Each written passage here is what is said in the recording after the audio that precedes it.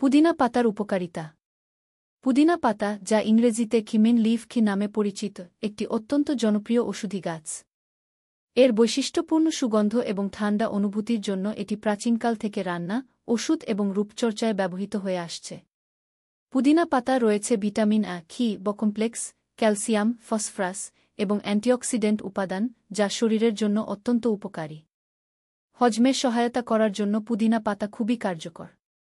এটি পাকস্থলীর এনজাইম সক্রিয় করে, ফলে খাবার সহজে হজম হয় এবং গ্যাস্ট্রিক, বদহজম বা পেট ফাঁপার মতো সমস্যা কমে যায়।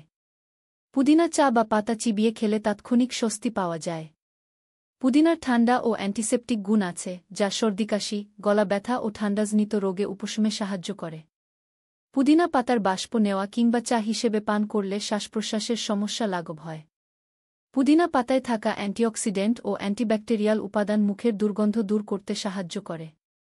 এটি মুখগহ্বরকে জীবাণুমুক্ত রাখে এবং মুখের সতেজতা ধরে রাখে। তাই অনেক টুথপেস্ট বা মাউথওয়াশে পুদিনা ব্যবহার করা হয়। এটি ত্বক ও চুলের যত্নে খুবই উপকারী। পুদিনার রস ত্বকে ব্যবহার করলে ব্রণ, ফুসকুডি ও ড্যাশ কমে যায়।